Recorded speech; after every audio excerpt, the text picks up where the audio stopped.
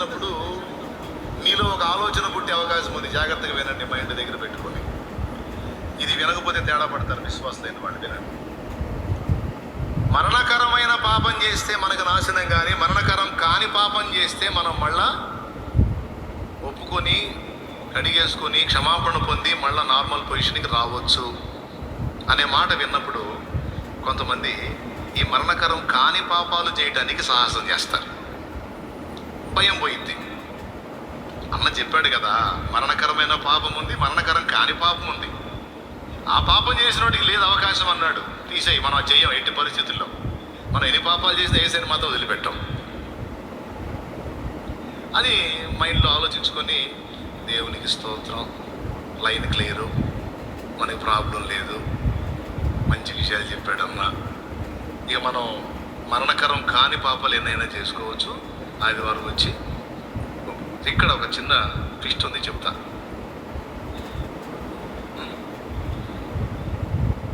Cancer పుండు ఎట్ట పుట్టింది? క్యాన్సర్ పుండు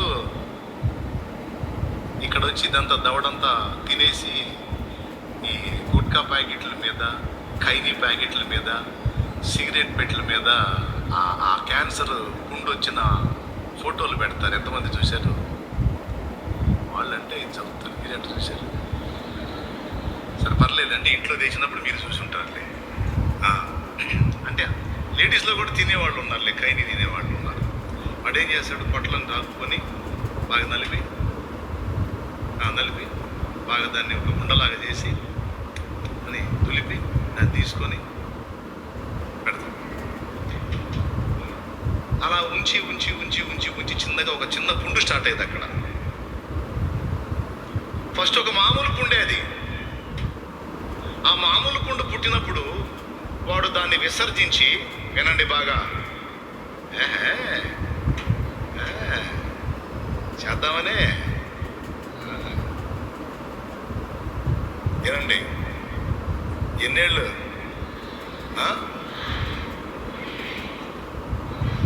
రైట్, అందరు లైన్లోనే ఉన్నారు. అది చూడండి, అదిగో ఎంత భయంకరంగా ఉందో చూడు. చాలా తీరా స్వామి, అది పరిస్థితి.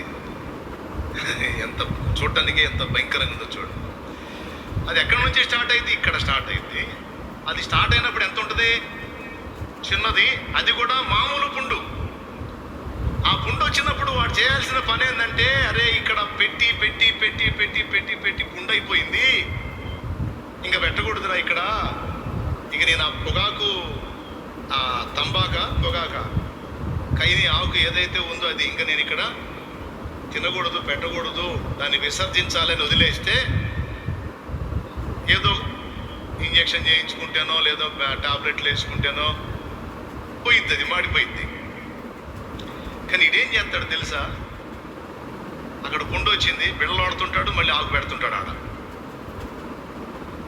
బిళ్ళలు వేసుకుంటున్నాడు. మనం చెప్పామనుకో, ఆల్రెడీ ఇక్కడ పుండు వచ్చి బెచ్చం పడింది కదా, ఎందుకు మళ్ళీ దాన్ని పెట్టకపోతే ఏమైందంటే, ఇక్కడ పెట్టట్లా, ఇప్పుడు ఈడ పెడుతున్నా, జస్ట్ పక్కగా సరిపి ఆడ పెడుతున్నా అంటాడు. ఆడ తయారైంది. వాడు చేయాల్సింది ఏంటంటే ఆకుని విసర్జించాలి. అప్పుడు ఇక్కడ ఇక్కడ ఎక్కడ గాయం ఉన్నా మాడిపోయింది. కానీ ఏం చేస్తాడు? ఒక పక్క బిళ్ళలు ఆడుతుంటాడు. వినండి, ఒక పక్క బిళ్ళలు ఆడుతుంటాడు. మనం కానీ ఆదివారం వచ్చి పాపాలు ఒప్పుకున్నట్టు పక్క సెట్ అయింది కదా, దేవునికి స్తోత్రం. మనం కానీ ఏ వెలగినట్టు వచ్చి ప్రభా తేడా పడ్డాను ప్రభా అని ఒప్పుకున్నట్టు ఒప్పుకొని మళ్ళా ఇంటికి పోయి ఆకులు మళ్ళీ అక్కడే పెడుతున్నాం అనుకో, వాడి బతికేమైంది? ఏడ బెచ్చం పడితే ఏడ పెడతాడు, ఏడ పెడితే ఏడ పడింది, మెత్తబడిపోద్ది అదంతా. ఏడ పెడతాడు, చివరికి ఏడ పెడతాడు, మొత్తం అయిపోయింది. చివరికి దవడంతా లేచిపోద్ది. ఆఖరికి కన్నా తల్లిదండ్రులు కూడా వాడి ముఖం చూడటానికి భయపడతారు, అంత వికృతంగా తయారైంది. ఈ మాట మనం చేస్తే వాడేమో, అబ్బాయి ఇప్పుడే పెద్దగా తింటలేదు, బిళ్ళలు ఆడుతున్నాలే, ఇంటీషియల్ చేయించుకుంటున్నా, బిళ్ళలు ఆడుతున్నా, ఏం కాదులే, ఇప్పుడు ఏడ పెడుతున్నా, బిళ్ళలు ఆడుతున్నా ఇంటీషియల్. ఇది మనకు అన్వయించుకుందాం. యేసు రక్తాన్ని ఆశ్రయిస్తున్న, పాపాలు గడుక్కుంటున్నా. అసలు అదంతా ఆదివారం చర్చి ఖచ్చితంగా ఎన్ని పనులు ఉన్నా సరే, నేను ఎంత పాపం చేసినా ఆదివారం మాత్రం చర్చికి పోకుండా ఉండనే. నేను ఎంత తాగినా చర్చికి మాత్రం ఖచ్చితంగా టంచను కొట్టినట్టు పోతాను. పోయి ఏం చేస్తావు? బల్ల దగ్గర పాపాలు ఒప్పుకుంటావు. ప్రభా, పోయిన వారం అంతా తాగే తండ్రి, నన్ను క్షమించయ్యా. అయ్యా, నన్ను మన్నించు ప్రభా, దీని విషయంలో నాయన నాకు కృప చూపయ్యా, మానుకోలేకపోతున్నా ప్రభా, నన్ను కడిగే ప్రభా, అది ప్రభా, ఇది ప్రభా అని కాసేపు భయం చేసిపో. సోమవారం నుంచి మళ్ళీ మొదలు పెడతాడు. ఎందుకు? మరణకరం కాని పాపం అది. కాబట్టి నెక్స్ట్ సండే మళ్ళీ ఒప్పుకోవచ్చు. ఓకే, నిజమే, ఒప్పుకోవచ్చు, దేవుడు క్షమిస్తాడు. కానీ ఏం జరిగిందో తెలుసా? మన దేహము పాడగునట్లు మన దేహము యొక్క నాశనము కొరకు నాశనానికి దేహాన్ని అప్పగిస్తాడు. అది కావాలంటే చెయ్యి. ఈ దేహాన్ని చెడిపోవడానికి అప్పగిస్తాడు. ఇక ఆత్మకే, ఎందుకంటే ఆయన విసర్జించలేదుగా నువ్వు. ఆత్మరక్షణ, ఆత్మకి డోకా లేదు. కానీ శరీరంతో మానకుండా ఆయన దగ్గరకు వచ్చి మారు మనసు పొందినట్టు, పాపాలు ఒప్పుకొని మళ్ళీ ఇంటికి పోయి మరుసటి రోజు నుంచి అదే తంతులో తరచు కొనసాగుతుంటే ఆయన ఏం చేస్తాడు తెలుసా? ఈ బిడ్డ ఇలానే కంటిన్యూ అయ్యిందంటే, ఇలానే అయ్యాడంటే, సాతానికి ఇలానే చిక్కటం మొదలు పెట్టారంటే, చివరికి వీళ్ళని వాడు ఈ మరణకరము కాని పాపంలే అనుకుంటా చేసుకుంటా ఉంటే చివరికి మరణకరమైన పాపంలోకి తీసుకెళ్తాడు వాడు. సాతాను ఒక్కసారి మనల్ని పెద్ద మోసం చేయడండి. క్యాన్సర్ పుండ్లాగా క్రమక్రమంగా తుంచినట్టు క్రమక్రమంగా వేస్తాడనమాట.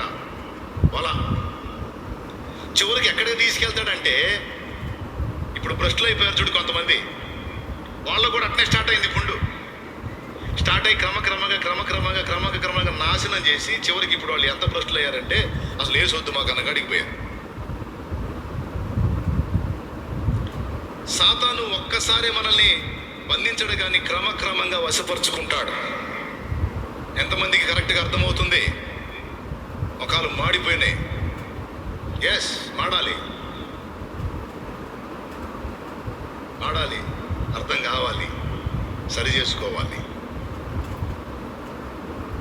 దేహాన్ని ఇక దేవుడు డీల్ చేయటం మొదలు పెడతాడు. ఆదివారం వస్తున్నావు, పాపాలు ఒప్పుకుంటున్నావు, ప్రార్థన చేస్తున్నావు, బల్లలో చేస్తున్నావు, ఇంటికి పోతున్నావు. సోమవారం నుంచి మళ్ళీ మొదలు పెడుతున్నావు. కొంతమంది చిన్నవి, కొంతమంది పెద్దవి. స్తోత్రం. అర్థమైందా? ఆ చివరి స్పీకర్ సార్ చూసుకోండి ఒకసారి. ఏం పర్లా, 1-2 సార్లు నొక్కి చెబుతా, మీకు బాగా మైండ్కి ఎక్కాలి ఇది.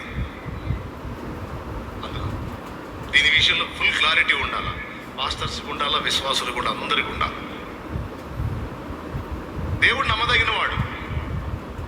దేవుడు నిన్ను కాపాడటంలో నమ్మదగినవాడు, కోటింగ్ ఇవ్వడంలో కూడా నమ్మదగినవాడు. ఏం చెప్పండి? ఈ 2 మాటలు మీరు చెప్పండి. దేవుడు నమ్మదగినవాడు. ఎందులో నమ్మదగినవాడు? కాపాడటంలో నమ్మదగినవాడు, కోటింగ్ ఇవ్వటంలో కూడా, అప్పచెప్పటంలో కూడా నమ్మదగినవాడు.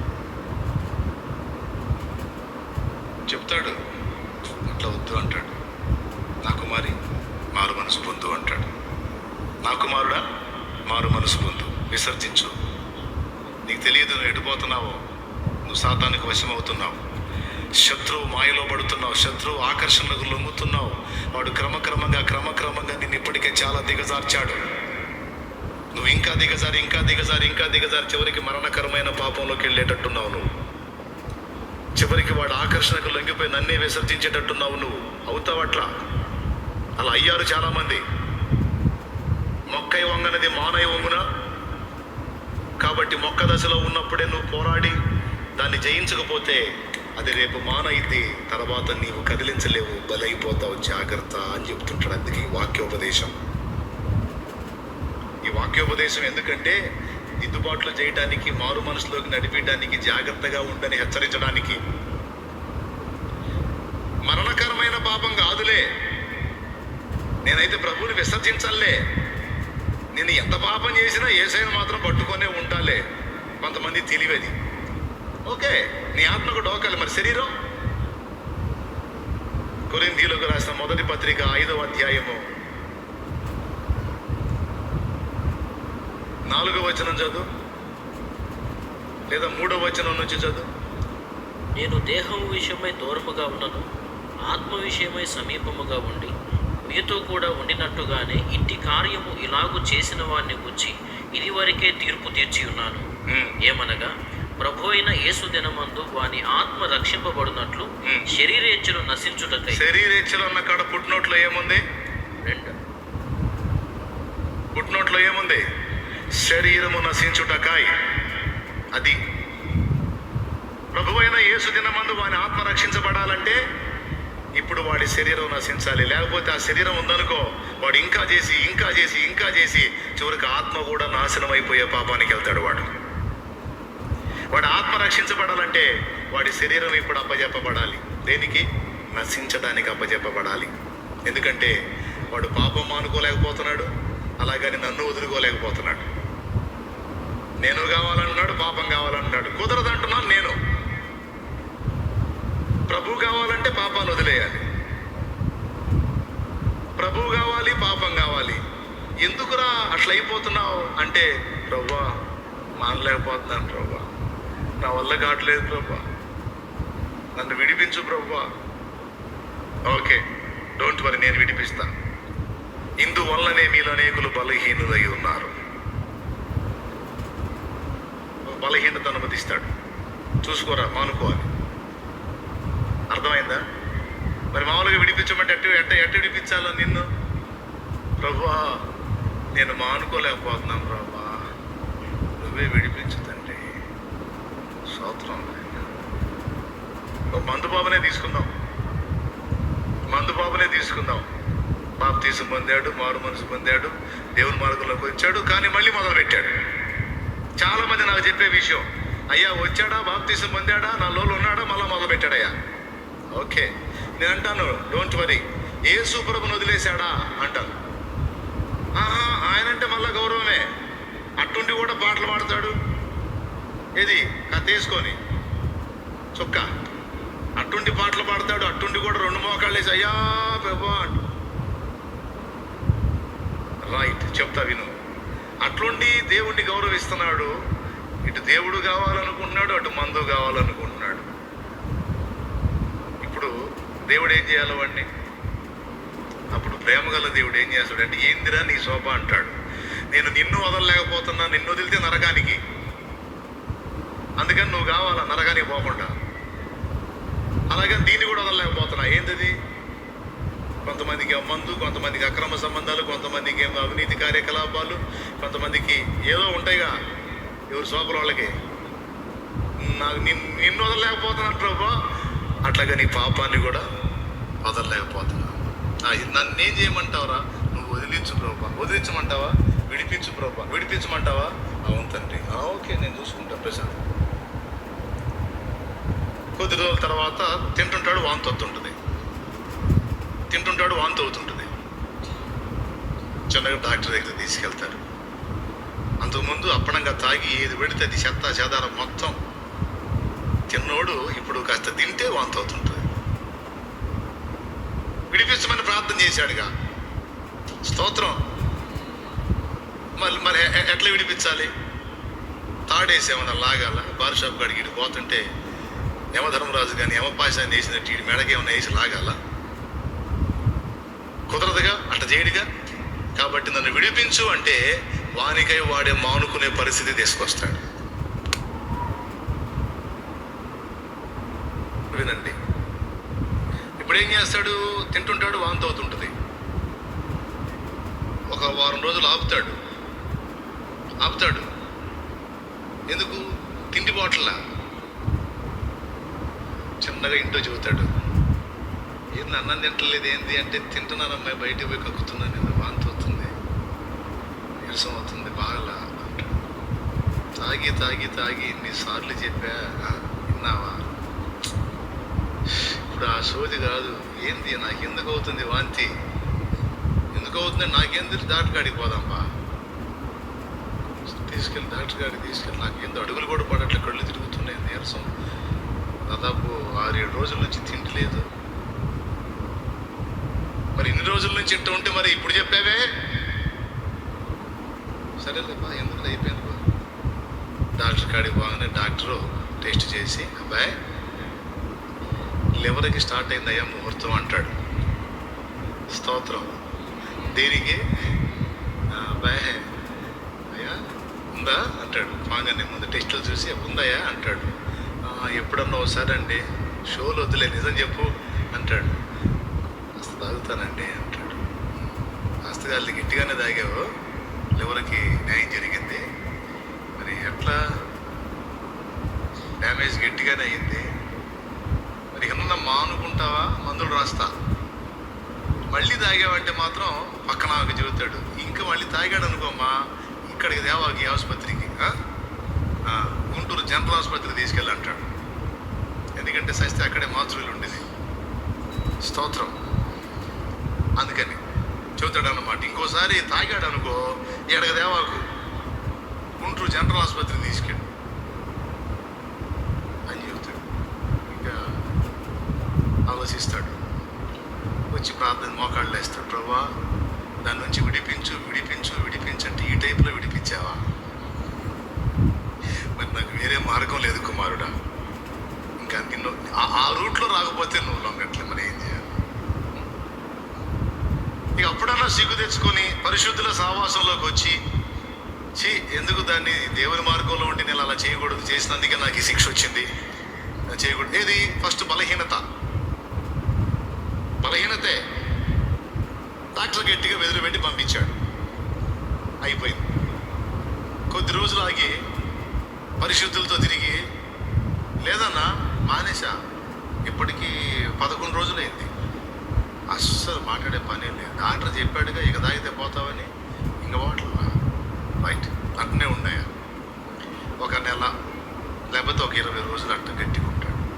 తర్వాత వాడు తయారు ఎవడు గాలుళ్ళు ఉంటారుగా, అరే ఈడేంది బతికిపోయాడు ఏందిరా, ఈయన్ని మళ్ళీ లాగాలని వాళ్ళ ఆప్యాయత వేరు, అసలు డ్రింక్ మాస్టర్ల ప్రేమ వేరు, అసలు ఎంటర్ అయిపోయి కొత్త బ్రాండ్ వచ్చిందిరా, అసలు మామూలు లేదురా నాయన. ఇంకొకటి కూడా తెలుసా నీకు శుభవార్త ఏందో, అది తాగితే లివర్ కూడా ఏం కాదంటాడు. అది తాగితే లివర్ కూడా ఏం కాదంట అనగానే, అదేంద్రు లివర్ కూడా ఏం కాదు, ఎట్టెక్కిదిరా, ఎక్కటం మామూలుగా ఎక్కట్లేదు, అస్సలు కొద్దిగా తీసుకుంటే చాలు తిప్పేస్తుంది, మళ్ళీ లివర్కి ఏం కాదంట అనగానే ఇక అలాంటి ఆఫర్ కోసం ఎదురు చూస్తుంటాడు కదా. ఇక మళ్ళీ ఎంటర్ అవుతాడు.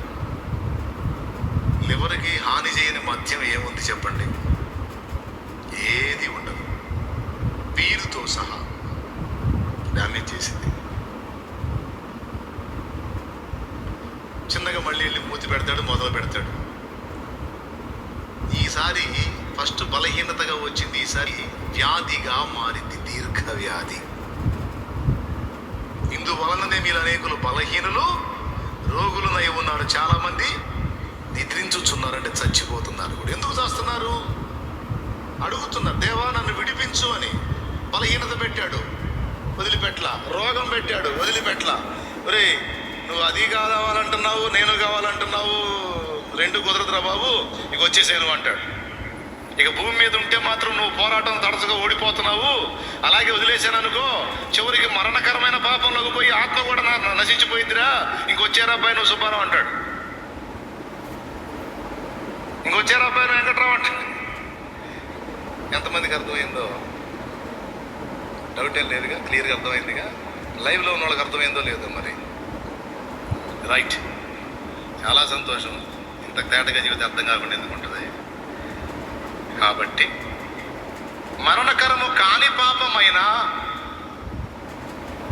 దానికి అవకాశం ఉందిలే, క్షమాపణ ఉందిలే అని దాన్ని పదే పదే పదే పదే జరిగించడానికి ఆతురపడకూడదు. ఈ కాడికి వాటి నుంచి తప్పించుకోవటానికే మన వంతు ప్రయత్నం మనం చెయ్యాలి, మనం పోరాడాలి.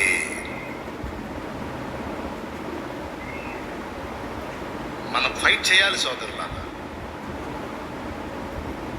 మనల్ని మనం భద్రం చేసుకోవటానికి జాగ్రత్తలు తీసుకోవాలి. అలాంటి భద్రం చేసుకునే ప్రక్రియలో ఉపయోగపడే సాధనాల్లో ఒకటి ఉపవాస ప్రార్థన.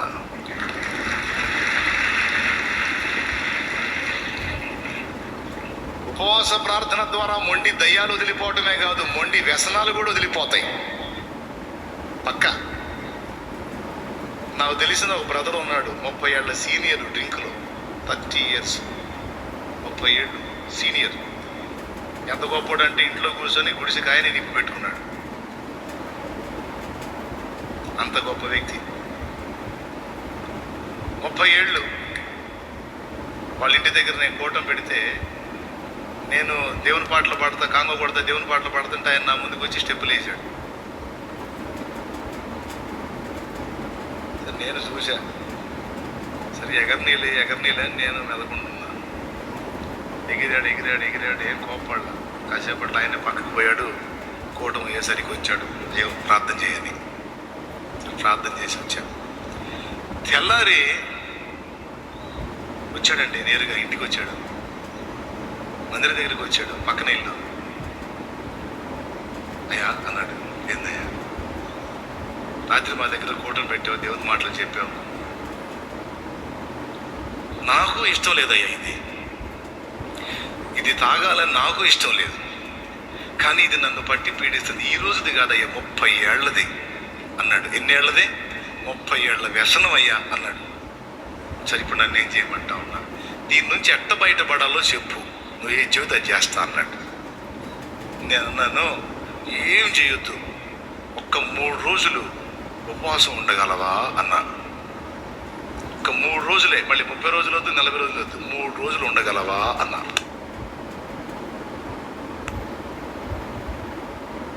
కాబట్టి మీరు ఏ మాత్రం మిస్ అవ్వద్దు. నేను చెప్పినట్టు విన్నాడండి, నేను చెప్పినట్టు విన్నాడు. అయ్యో మందు తాగి వారాలు తిండి మానుకుని అడ్డమటి రోజులు ఉండే, 3 రోజులేగా చేత్తపో అన్నాడు. ఉన్నాడు 3 రోజులు.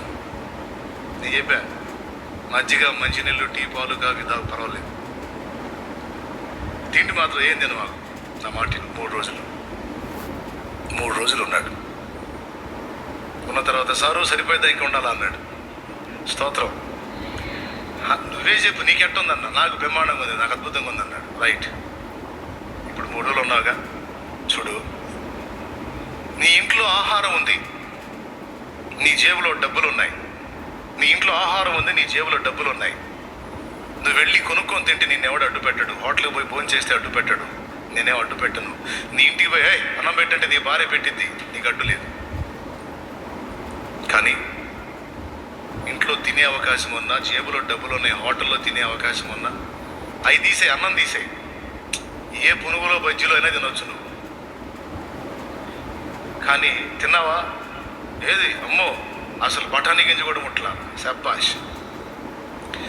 అంటే నువ్వు అనుకుంటున్నావు నేను బలహీనుండి అని. నీకు తెలుసా దేవుడు నీకెంత నిగ్రహ శక్తి ఇచ్చాడో చూడు, నీకెంత మనోనిగ్రహం ఉందో చూడు. ఇప్పటిదాకా నువ్వేమనుకుంటున్నా, నేను బలహీనుండి, నేను మానుకోలేను అనుకున్నాను. కానీ ఇప్పుడు దేవుణ్ణి బట్టి నేను నిలవగలను అనుకున్నావు, అందుకు నిలబడ్డాను. ఇప్పుడు దేవుని బలం నీకు వచ్చింది.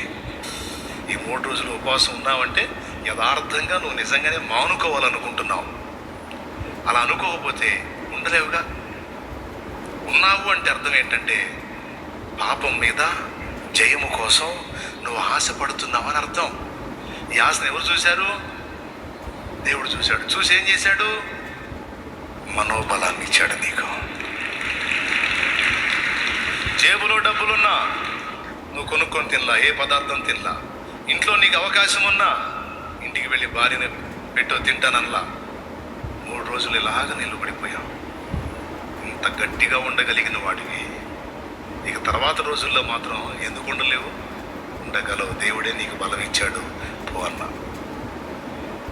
కొద్ది రోజులు ఆగి మళ్ళీ కనపడ్డాడు. ఏ సంగతి అన్నా? మళ్ళీ ఒక 3 రోజులు ఉంటానయ్యా అన్నాడు. నాకు ఆ 3 రోజులు ఉపవాసం ఉంటే చాలా బాగుంది, మళ్ళీ ఇంకొక 3 రోజులు సబ్బాష్ సబ్బాష్ కంటిన్యూ చేసుకో. ఇక మళ్ళీ 3 రోజులు, మళ్ళీ 3 రోజులు బలపడ్డాడు. దేవుడి దయ వల్ల సంవత్సరాలు అయిపోయింది, దాని జోలికి వెళ్ళాలి. ఇక 30 సంవత్సరాల వ్యసనం. ఈ 3 రోజులు నువ్వు ఉపవాసంతో దేవుని దగ్గరికి వచ్చి నువ్వేం మాట్లాడుతున్నావు తెలుసా? దేవా, నేను కలిగి ఉన్న పాపములను బలహీనతలను విసర్జించాలని నేను మనస్ఫూర్తిగా కోరుకుంటున్నాను. నాకు అవి ఇష్టం లేదు, నేను వాటి విషయంలో మారు మనసు పొందాను. నాకు నువ్వు కావాలి, నీ సన్నిధి కావాలి, నీ ఆత్మ కావాలి, నీతో సహవాసం కావాలి, నీవు అందించే జీవం కావాలి నాకు అని నువ్వు తెలియజేస్తున్నావు ఈ ఉపవాసం ద్వారా. ఈ ఉపవాసం ద్వారా నువ్వు ఏం సంకేతం ఇస్తున్నావు దేవునికంటే, దేవా, నేను నిన్నే కోరుకుంటున్నాను, నాకు నువ్వే కావాలి, పాపము నాకు వద్దు, నీ ఆత్మ కావాలి, నీ శక్తి కావాలి, నీ సహవాసం కావాలి అని. ఇదిగో 3 దినాలు తిండి కూడా పక్కన పెట్టి నీ కాళ్ళ దగ్గరికి ఎందుకు వస్తున్నాను అంటే, నిన్ను కోరుకొని వస్తున్నాను ప్రభువా. నేను పాపాన్ని కోరుకుంటే ఇట్లా రాకపోదును. నేను ఇలా వచ్చాను అంటేనే నీకు ఒక సాక్ష్యం, నేను పాపమును అసహించుకుంటున్నాను, దాని విషయమై మారు మనసు పొందాను. ఎంతమందికి అర్థమైంది? రైట్.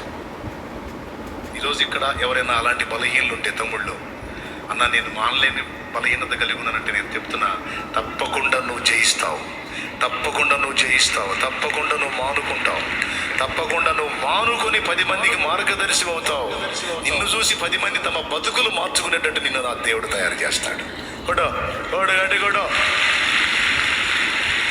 దేవునికి స్తోత్రం కలుగును గాక. హల్లెలూయా. చెప్పాలి గట్టి, 2 చేతులు ఎత్తి. ఎన్ని జీవితాలు ఇలాగన మారిపోయినాయి, ఎన్నో బ్రతుకులు ఆశీర్వాదకరంగా మారిపోయినాయి. ఈరోజు ఈ మొదటి దినమందు ఉపవాసం స్టార్టింగ్లో నువ్వు దేవుని పాదాలు పట్టుకుని అడగాలి.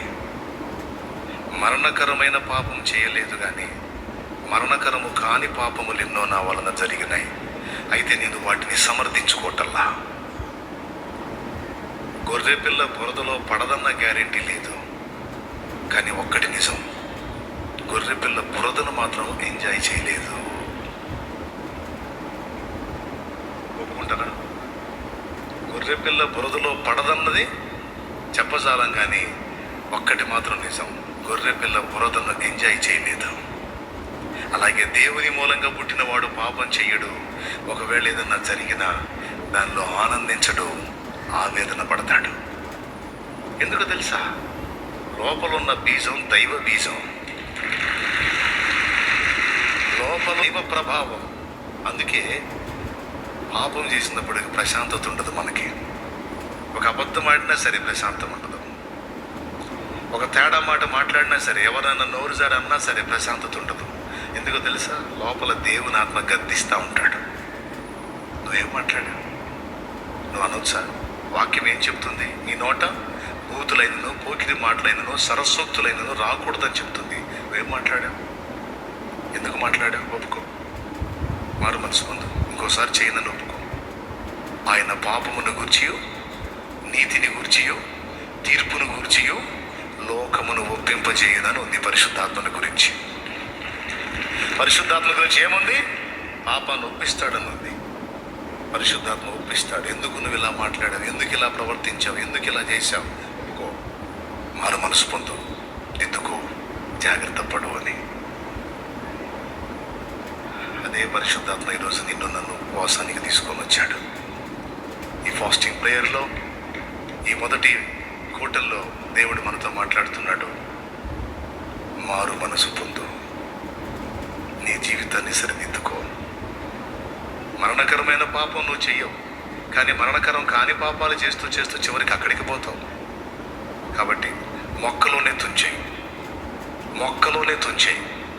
అది పూర్తిగా తీవ్ర రూపం దాల్చిందంటే చాలా నష్టపోతావు. నీ శరీరానికే శ్రమ తెచ్చుకుంటావు, చివరికి నీ ప్రాణాన్ని పోగొట్టుకుంటావు, ఆత్మను కూడా నష్టపుచ్చుకుంటావు. కనుక ఏముందిలే ఈ చిన్నదే కానీ సులువుగా చిక్కులు పెట్టే పాపాలను సంతోషించొద్దు, స్వాగతించొద్దు, విసర్జించు, యుద్ధం ప్రకటించమని దేవుని పరిశుద్ధాత్మ ఈ మొదటి కూటంలో పిలుస్తున్నాడు.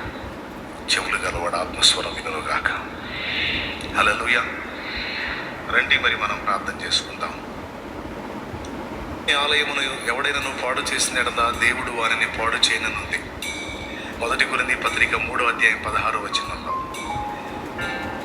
6:19 1 కొరింథీ 6:19 మీ దేహము దేవుని వల్ల మీకు అనుగ్రహింపబడి మీలోనున్న పరిశుద్ధాత్మక ఆలయమై ఉన్నదని ఉంది.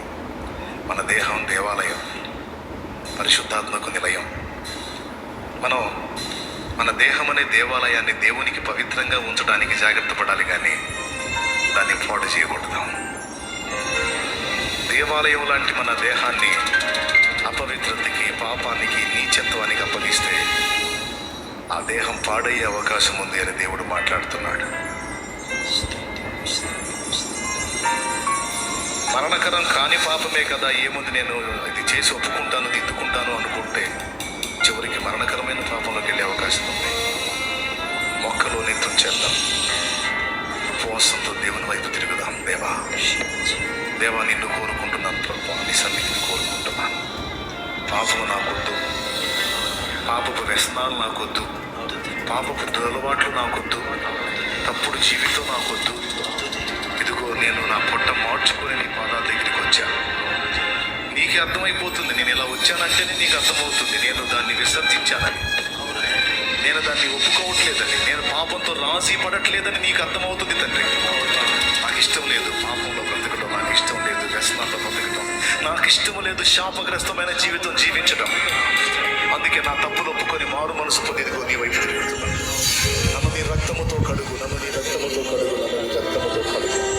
నాలో నీ పరిశుద్ధాత్మ నుంచి క్రొత్త అభిషేకము నా మీదికి పంపించు, నూతన శక్తి నా మీదికి పంపించు ప్రభువా. నీకు స్తోత్రము, స్తోత్రము, స్తోత్రము, స్తోత్రము. ఎవరెవరికి ఏ వ్యసనాలు ఉన్నాయో, ఎవరెవరికి ఏ అలవాట్లు ఉన్నాయో, అశ్లీల చిత్రాలు చూసే అలవాటు ఉంది కొంతమందికి, అశ్లీల చిత్రాలు చూసే అలవాటు ఉంది కొంతమందికి, మోహపు చూపులు, కొంతమందికి తప్పుడు జీవితపు విధానం, కొంతమందికి రహస్య పాపాలు, క్యారెక్టర్లెస్ లైఫ్. చూద్దాం, ప్రార్థన చేద్దాం. ఇవన్నిటిని మనం పరిశీలించుకుందాం, మనలోనికి మనం తొంగి చూద్దాం. లోకులను చూడటం కాదు, వాళ్ళు తేడా వీళ్ళు తేడా అంటాం కాదు, నీలోనికి నువ్వు, నాలోనికి నేను, మనల్ని మనం విమర్శించుకుందాం. మారు మనసు పొంది ప్రభు వైపు తిరుగుదాం. ఈరోజు దేవునికి ఒక సాక్ష్యం ఇచ్చావు, ఉపవాసంతో ఆయన దగ్గరికి వచ్చి దేవా నాకు నువ్వు కావాలి, నాకు చెడుతనం వద్దు అని ఒక సంకేతాన్ని ఇచ్చావు. సంతోషం.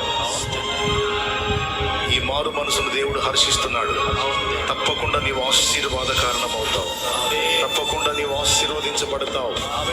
ఎందుకంటే మారు మనసు పొంది ప్రభు వైపు తిరిగిన వారిని ఆయన సంతోషించి దీవించినట్టు లేఖనం సాక్ష్యం ఇస్తుంది.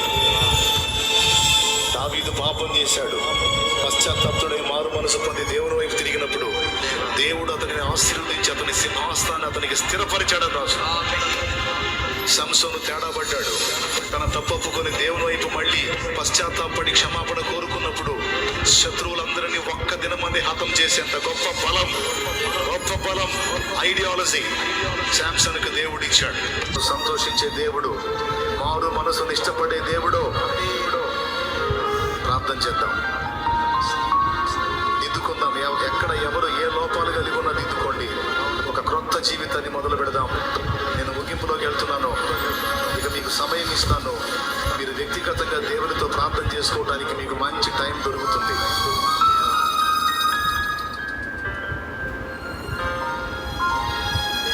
ప్రార్థన.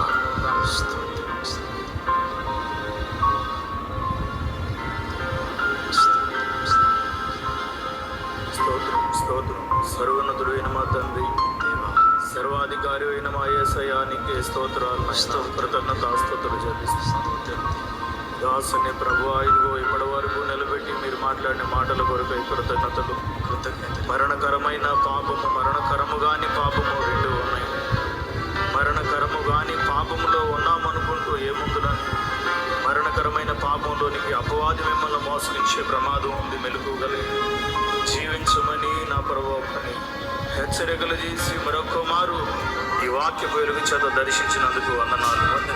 అనేకులు బలహీనులుగా ఉండి నీ పాదాలు పట్టుకొని జై జీతాన్ని పొంది 30 ఏళ్ల బలహీనతను జయించిన భక్తుల యొక్క అనుభవాలను మేము విన్నాం ప్రభువా. ఇదిగో ఈ యొక్క మధ్యాహ్నపు వేళ ప్రభువా నీ వద్దకు వచ్చాం. ఆ దోషాలు ఒప్పుకోవాలి, విడిచిపెట్టాలి, బలపడాలి. నీ కృపను బట్టి నాయన బలవంతుల వారిని ఆశతో వేల మంది నీ పాదాలు ఆశ్రయించుండగా ప్రతి ఒక్కరిని మీరు బలపరచండి నాయన. నీకు వందనాలు.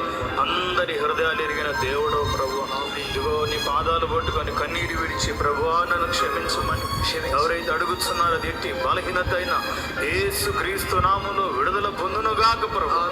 ప్రతి ఒక్కరికి అపవాది యొక్క శోధనల మీద నాయన అపవిత్రత మీద జై జీతం కలుగునుగాక ప్రభువా. 3 దినాలు ఉపవాస ప్రార్థన ద్వారా ప్రతి ఒక్కరు బలపడి ఆత్మీయ బలము పొందుటకు స్వస్థతనందుకు అద్భుతమైన రీతిగా పరిశుద్ధాత్ముడా నడిపించండి. ఏకాంతంగా ప్రార్థన చేసుకుంటున్నప్పుడు కూడా నీ బిడ్డలను దర్శించండి. రాసుని కూడా ఇంకా నీ శక్తితో జీవంతో ప్రభావంతో అయ్యా మీరు నింపమని ప్రార్థన చేస్తున్నాం. నీకే కృతజ్ఞతాస్తుతులు చెల్లిస్తున్నాం. ప్రతి ఒక్కరిని పేరు పేరున దర్శించండి. ముందున్న కోటాలు కూడా ప్రభు ఆశీర్వాదకరంగా జరిగించండి. ఎవరైతే వ్యసనంతో ఉన్నారో వారు విడుదల పొంది ఇతరులకు సాక్షులుగా మార్చబడాలి ప్రభు. ఆ బలహీనైన వారే బలవంతులై ఇతర బలహీనుల కొరకు మొర్ర పెట్టే వ్యక్తులుగా మార్చబడును గాక. స్తోత్రాలు కృతజ్ఞతలు చెల్లిస్తున్నాం ప్రభు. ప్రతి ఒక్కరిని పేరు పేరున దర్శించండి. ఇంకా నాయన వారిని మీరు అయా సంధించమని ప్రార్థన చేస్తున్నాం. అబద్ధమాడినప్పుడు పేతుని మీరు చూసి లోతైన పశ్చాత్తాపంలో నడిపించినట్లు ఆ చిన్నదైన పెద్దదైన ప్రభు ప్రతి ఒక్కరిని మీరు సంధించే గొప్ప లోతైన పశ్చాత్తాపం అందరిలో నాలో మీరు కలుగు చేస్తారని నమ్ముతూ కృతజ్ఞతలు చెల్లిస్తూ నూతన సృష్టిగా నూతన కార్యములు మీరు జరిగించి నూతన బలమును మీరు దయచేసి నూతన అయ్యా అభిషేకము సంఘమంతరి మీద నాపై సేవకుల మీద పరిచారకుల మీద శ్వాసుల మీద మీరు కొమ్మరించమని మీకే కృతజ్ఞతలు చెల్లిస్తూ యేసు నామములో ప్రార్థిస్తున్నాం తండ్రి. ఆమేన్.